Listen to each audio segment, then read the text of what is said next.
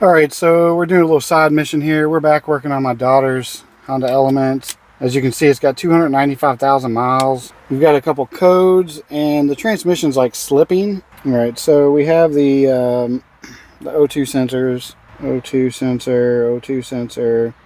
Then we have the shift malfunction, G. And then we have shift malfunction, shift control system malfunction, CVT pulley pressure control, valve stuck, and then shift error. And so let me go back. So normally when you have this problem, you have both of these codes, the P0780 and the P1735. And I'll show you what that will be. But when you're driving it, it'll like slip. The RPMs will rev way up, and then eventually the transmission will kick in. I mean, I guess this is kind of a worst case. Most of the time people will notice this happening slightly initially, but then eventually it gets worse and worse. And my daughter just didn't pay attention, I guess. Or, I mean, honestly, my son-in-law drives this car. But this car's always kind of shifted rough. For a long time it has, really. And I never really pay attention to it. I don't drive it daily, so it's whatever. What are you beeping about? Unable to, oh, because I turned the car off. Anyway, so it's a shift solenoid. So here we have, these are called shift solenoids, and I'm not exactly sure. Like this one's like, it shifts between 1 and 2, and then 2 and 3, and then this is your overdrive. But this is a 4-speed automatic, so maybe it's 1 and 2, and then 3 and 4. And this is overdrive, or maybe 4 is overdrive. I don't know. But I think the problem is with this one. And this thing's like 500 bucks, brand new. So we went to the junkyard, we pulled it. We pulled both of them, and it was like 70 bucks for the two. And because we're pulling it from the junkyard, you know, you don't know if it's any good or not. So the way to test these is to add 12 volts to these. So let me show you what happens when we do that. Alright, so we have our leads. This one goes to our ground side of the battery, and then we go to the positive side, but we want to hook these up first, so you can see them in there. We'll just hook them up. And the polarity, it doesn't matter which way you put it. And now we'll put this end on the battery. And you can see the solenoid kicking on and off, or open close, 1 and 0. And that right there, I don't know exactly how it works, but it like closes off and allows the fluid to go through a different chamber. And then, I don't know, maybe it shifts. I don't know, to be honest. But you could hear how strong that was. And we'll test this one now. If it was bad, it wouldn't jump so quickly or at all. This one's, you know, strong too. So we're good with that one. And then this one, you do the same thing. Put your leads on here, and we test it out. And that one works too. So we know these from the junkyard work, and what we're going to do is we're going to pull this one off first. I don't have a gasket though. That's the only problem. Even the dealer didn't have a gasket. They couldn't get it here till like the end of next week, and that's not good. So I ordered this one off Amazon. It'll be here in 2 days. This one I can't get till July on Amazon or eBay. I can't find anybody that has this one. So what I'm going to do is today, I'm just going to put some gasket maker on here, clean this off real good, put some gasket maker on here, let it sit for a little bit to where it's tacky, and then I'll install it. And I'm sure that's going to work. You know, it may not, I don't know. So anyway, I'm going to clean off the surface here, and I have to pull the battery out because the shift solenoid is right under the battery tray. It's probably easier to take the battery tray out too. At least at the junkyard, that's what I did. I just pulled the battery tray out, and there were 6 bolts, 2, 4, 6, and it just slid right off. So we're going to clean this off, and then we'll get to removing the battery and getting the bad one out. Hopefully it's bad, and we'll test that one when we pull it too. All right, we got the surface cleaned off. Now let's go remove the battery and get the broken one out of the element. All right, so I wasn't recording as I was removing the battery, but it's removing the battery. If you can't do that, then I think you have other issues. All right, we're going to remove the battery tray, but we also have these wires that are hooked onto the tray, and there's like little clips that you got to clip and pull off. And there are 3, 4, 5 12 millimeter bolts on a battery tray. This thing is being a pain in the ass. There we go. All right, so now if you can see, there's 1, 2, 3, and then there's a bolt under here and a bolt under here on this side, and they're 12 mil, and that will allow you to remove the battery tray.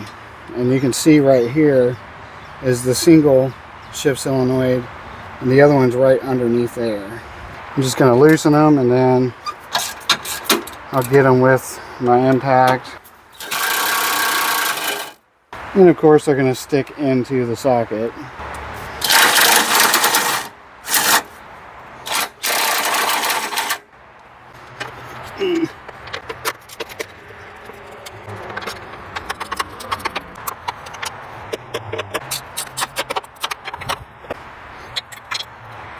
Alright, so I got the battery tray out, and then right there is the shift solenoid. You've got 2 wires that connect to it, and then there are 6 bolts. As you can see here, there's 6 bolts, and it sits in there like this. You gotta disconnect the 2 clips. The center bolt has a wire attached to it.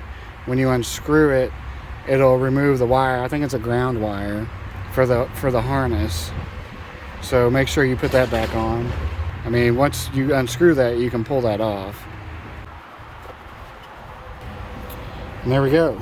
Now let's go test this and make sure this is the problem. All right, let's test this out.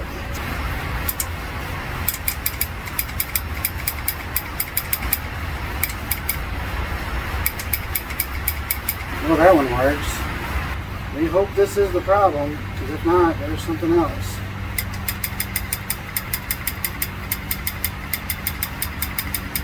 I mean, that sucks, because they both actuate pretty good.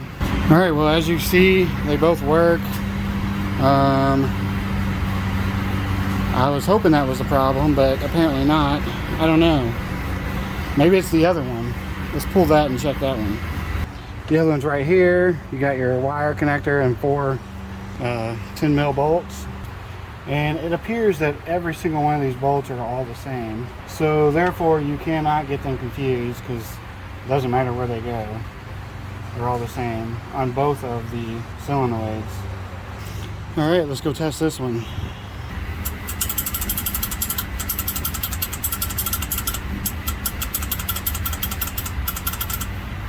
Okay, so that one works too. I don't know what the problem is. Alright, it's like 2 days later. We got our gaskets.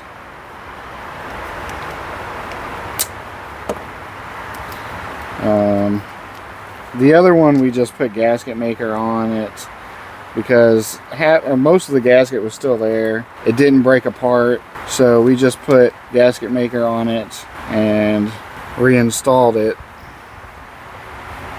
Now we got to put that one on, the one down here, which is this one, and inside all of these are little screens. I cleaned all those out.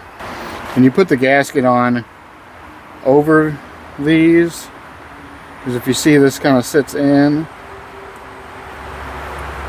so it goes over the top of it and it just slides over it, maybe, if I can get it to go. And there we go. Now we're gonna reinstall it, tighten it down, and hopefully it'll run without shifting all messed up. And it basically just slides right in.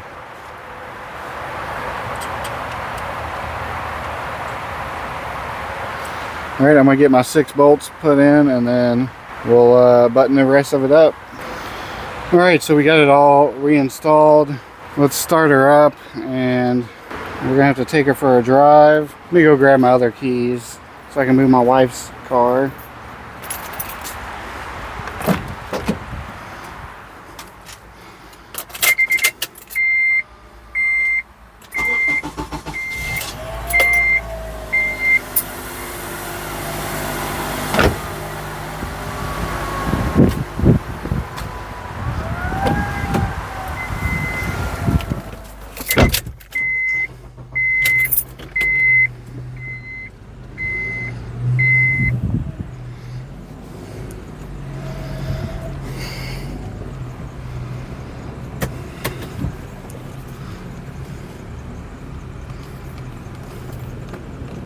All right, let's take it for a test drive.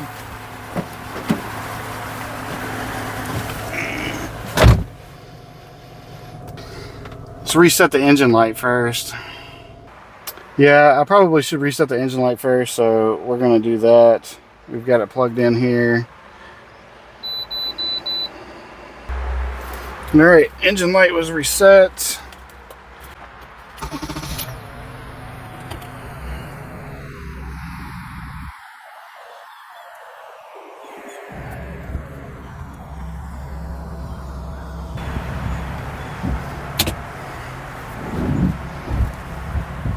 Shift kind of rough.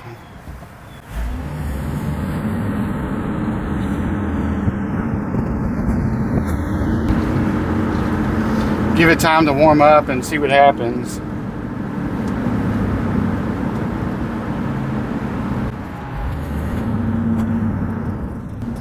I'm not a fan of the Honda Element. It feels real weird driving it. It's like I'm in a bus.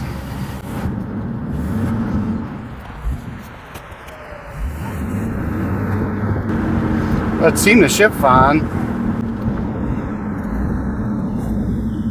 Hopefully it continues to do that.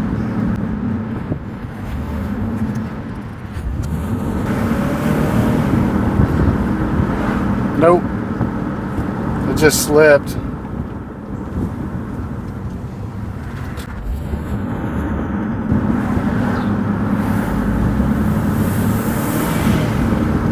There it is, slipping.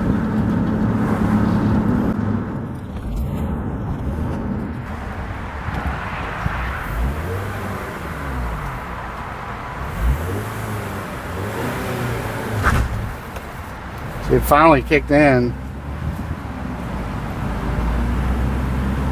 Yeah, there's something not right with the transmission. I think the transmission's done 295,940,000 miles.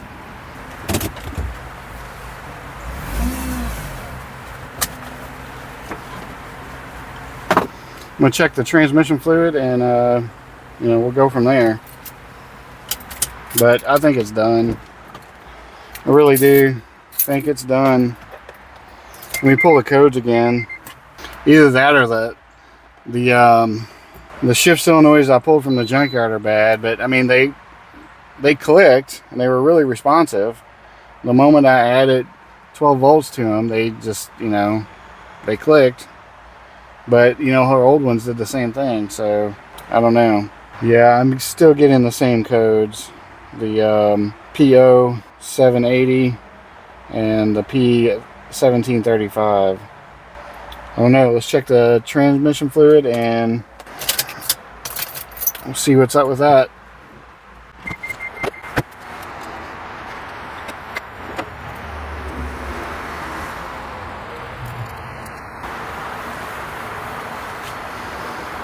Might be a little low. Well, I thought I had some ATF, but I don't, so I'm going to go to AutoZone. Alright, so I put about a half a quart of ATF in the transmission. Now let's clear the codes and test it again. I feel like the transmission's done.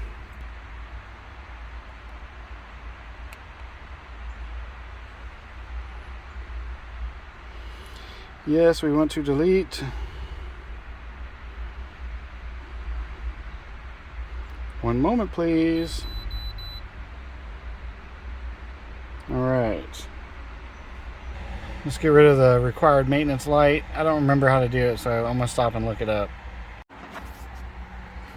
Okay, I'm an idiot. You turn your car off, you press this button, reset button, hold it, press and hold, turn it to the on position, or the 2 position, and then you hold it until and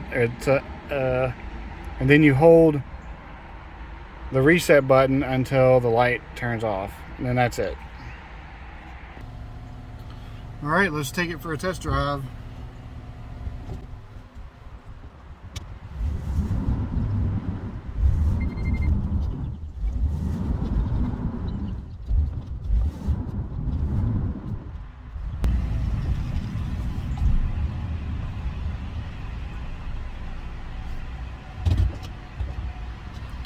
Alright, let's put it in park. Put it in drive.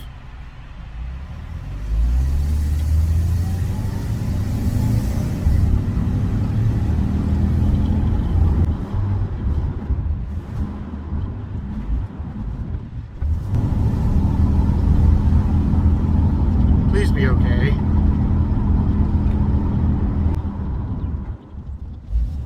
Alright, well, everything seems to be okay at this point. Let's get out on the main road and see what happens. And if nothing happens there, we'll get on the highway.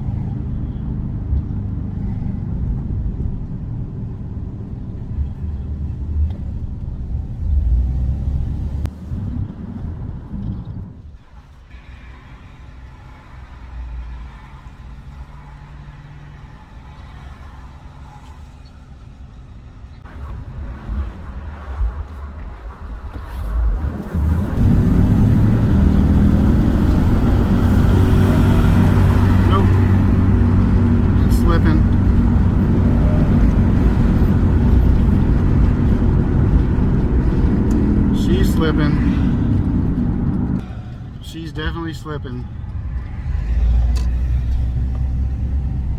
It's fine when you drive around like this, but once you get at higher speeds, it can't handle it, so it slips.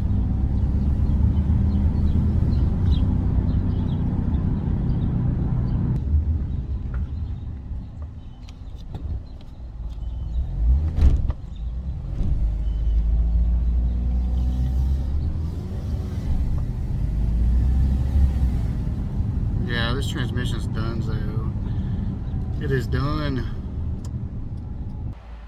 Yeah, I'm pretty sure the transmission is just done. I mean, it's got almost 300,000 miles on it. So, alright, so here's our codes. We got the O2 sensor, which we know about. The other O2 sensor, which we know about. We got our P0735 shift malfunction G, and our P0780 shift malfunction, shift control system malfunction, CVT pulley pressure control valve stuck, don't know what that is, and our shift error. Let me find out what that CVC pulley pressure valve control or control valve is stuck. There might be another solenoid that, you know, is bad on the transmission. So let's take a look at that and see what we can do about that. Maybe there is life still left, but I feel like this transmission is done. I mean, 295,000 miles. This thing's just, it's past its prime. Needs a new transmission. The engine probably isn't that far behind. And so I think it's done.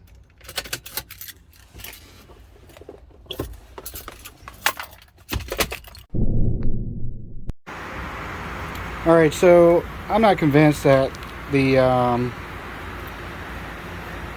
solenoids from the junkyard are any good, and so I got some new ones, or I guess refurbished ones. We're going to try these out and see if they work. Hopefully they do. If not, I'm just going to return them because I bought them on Amazon. So I'm not going to show the process of removing them again.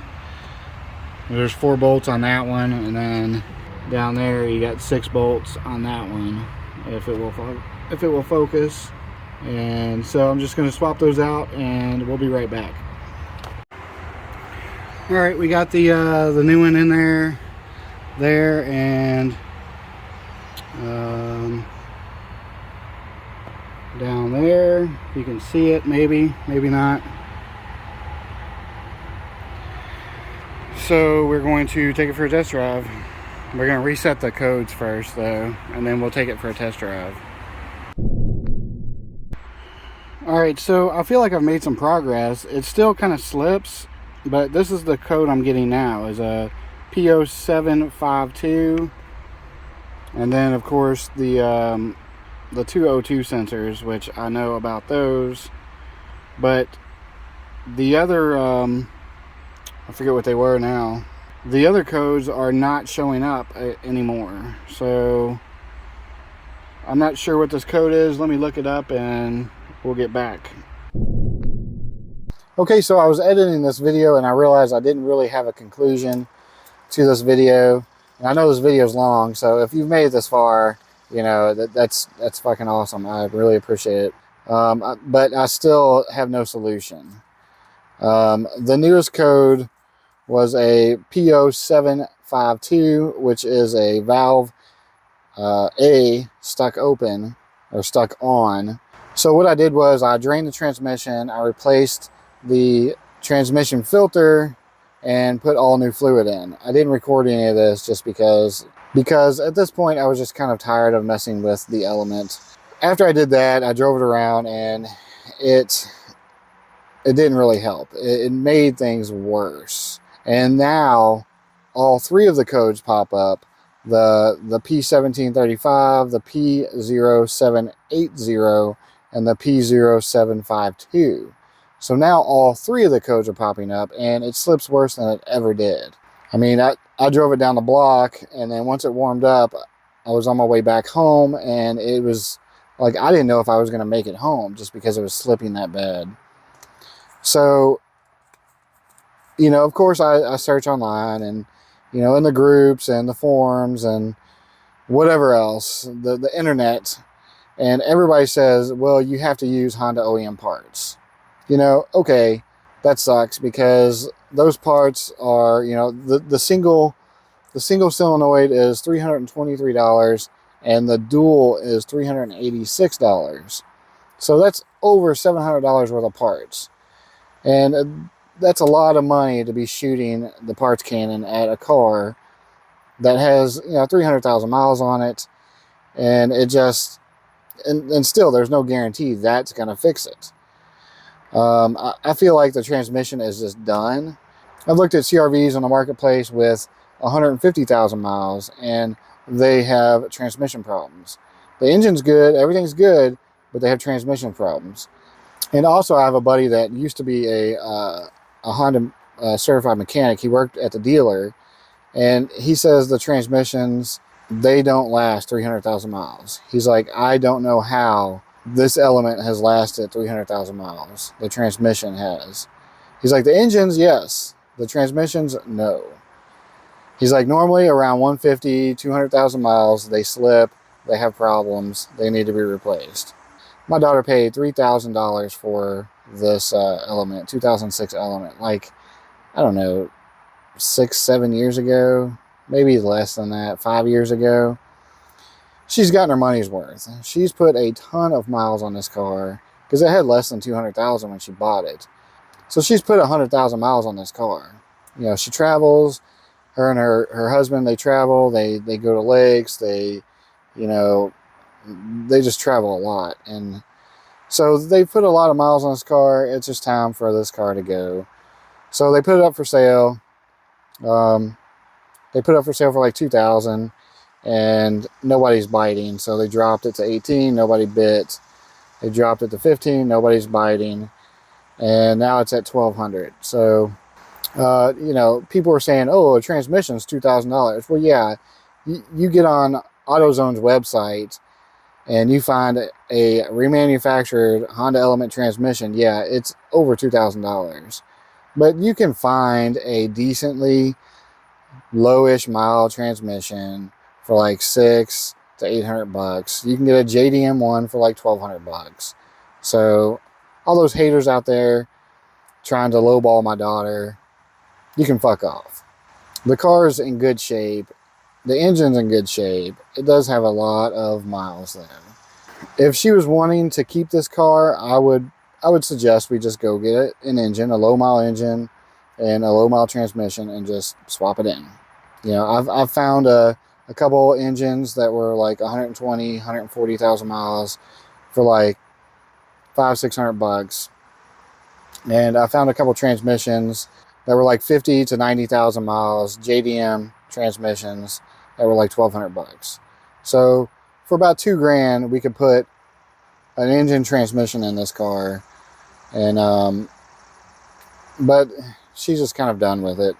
She wants a new car. She wants something different. She's looking at either second-gen CRVs or Honda Pilots, which I don't know about that.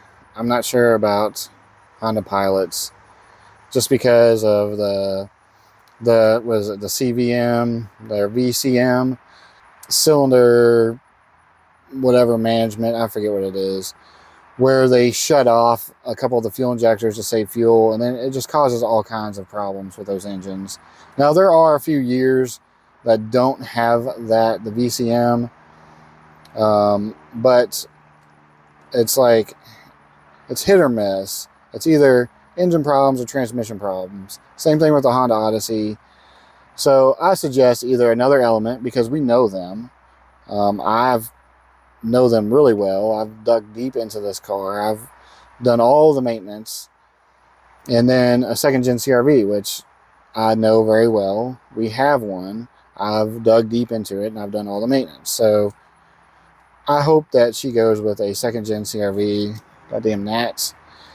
Hopefully she can find one. I mean, there's a bunch of them on there that are in the marketplace that are, you know, in good shape. They look good. It's just a matter of going and looking at them. And so I think that's just what we need to go do. But anyway, that's the end of this video. There is no real solution. I'm sorry. This car has 300,000 miles. It's just time to let it go. It's time to let it die and sell it to the next person, and hopefully they can do a swap and enjoy it as much as my daughter did, because it's a good car. It is a good car. I don't personally like Elements, but I mean, if I owned an Element, I would get used to it. It's not bad. I would use it as probably a parts runner, use it for the junkyard. But, oh well. Anyway, I appreciate you watching this video. Thank you for making it this far, if you are one of the few, or I doubt if anybody makes it this far, because this video is running 20-25 minutes long, maybe even longer. But oh well. Please subscribe, hit that like button, and I will see you all in the next video.